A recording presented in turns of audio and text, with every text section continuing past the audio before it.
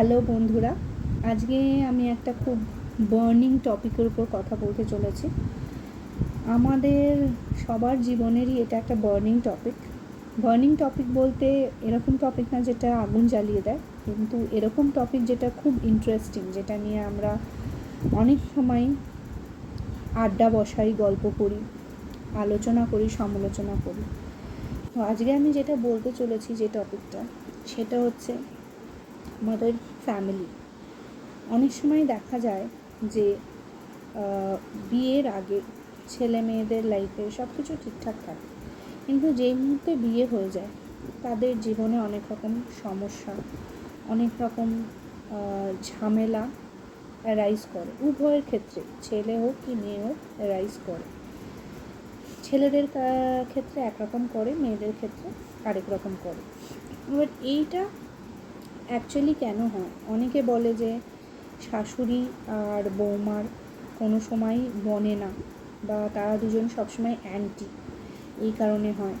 আবার অনেক সময় অনেকে বলে যে আজকাল আমরা অনেক বেশি অধৈর্য হয়ে গেছি, আমরা সহ্য ক্ষমতা আমাদের কমে গেছে। আগেকার দিনে যখন আমাদের বড় বড় ফ্যামিলি ছিল, আমরা জানতাম যে আমাদের এখানেই থাকতে হবে, সেই সময় আমরা অনেক বেশি অ্যাডজাস্টিং ছিলাম। কিন্তু আমার যেটা মনে হয় সেটা হচ্ছে যে এটা একটা প্রাধান্য পাওয়া বা দেওয়ার সমস্যা। মানে কি হয়, আমাদের বিয়ের পরে অনেক সময় আমাদের মা বাবারা মনে করেন যে তাদের প্রাধান্যটা কমে গেছে, বা আমাদের স্পাউসরা মনে করেন যে তাদের যতটা প্রাধান্য পাওয়া দরকার তারা ততটা পাচ্ছে না। তো সেক্ষেত্রে আমাদের কি করণীয়?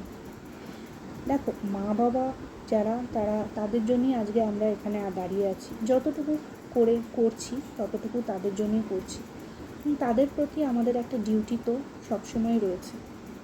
তাদেরকে তো আমরা কখনোই অবহেলা বা তাদেরকে অমান্য বা তাদের মনে দুঃখ কষ্ট এটা কখনোই আমাদের দেওয়া উচিত না।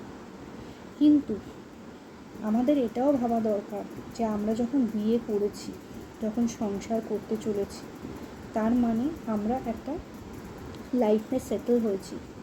আমাদের যে জীবন সঙ্গী বা সঙ্গিনী, তিনি কিন্তু আমাদের সাথে শেষ অবধি একসাথে চলবে, শেষ মুহূর্ত অবধি সে থাকবে, এবং আমাদের যে সুবিধা অসুবিধা সে দেখবে, তার যে সুবিধা অসুবিধা সেটা আমাকে দেখতে হবে।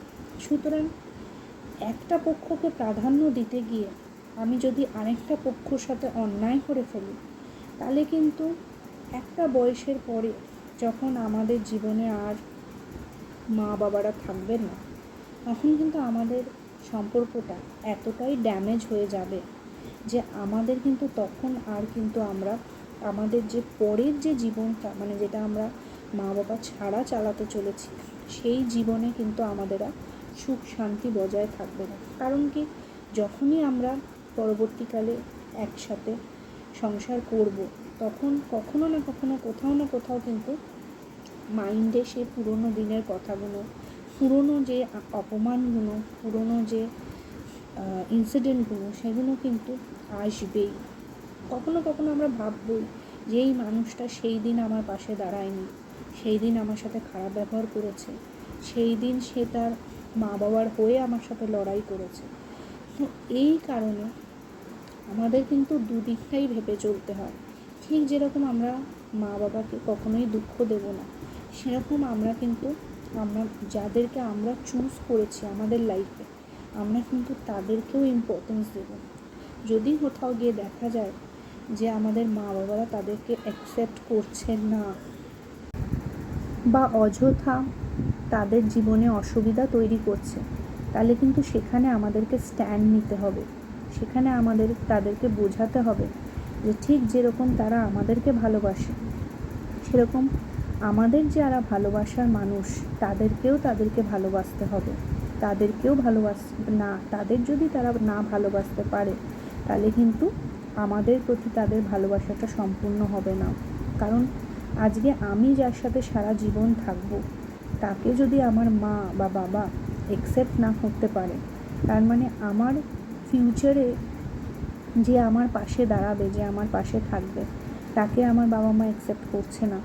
তো সেই ক্ষেত্রে কিন্তু আমাদের একটা স্ট্যান্ড তৈরি করতে হবে। ঠিক যেরকম আমরা আমাদের বাবা মাকে ভালোবাসবো, সেরকম তাদেরকেও বোঝাবো যে যেন তারাও আমরা যাদেরকে ভালোবাসি তাদেরকে যেন অ্যাকসেপ্ট করে, তাদেরকে যেন ভালোবাসে, আমাদের মতনই ভালোবাসে, নিজের সন্তানের মতো।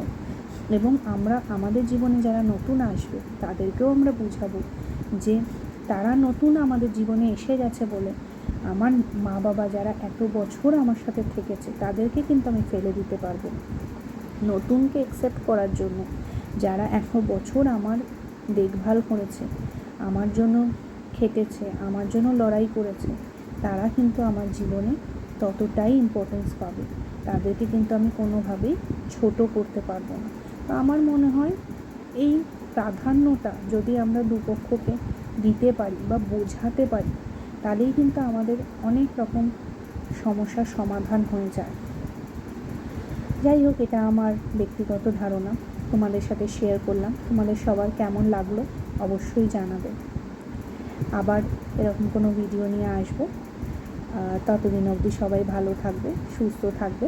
আর তোমাদের অভিজ্ঞতা, তোমাদের বক্তব্য, তোমাদের কী মনে হয় অবশ্যই আমাকে কমেন্টে জানাবে। আর আমার চ্যানেলটাকে একটু সাবস্ক্রাইব করে দেবে। Bye bye.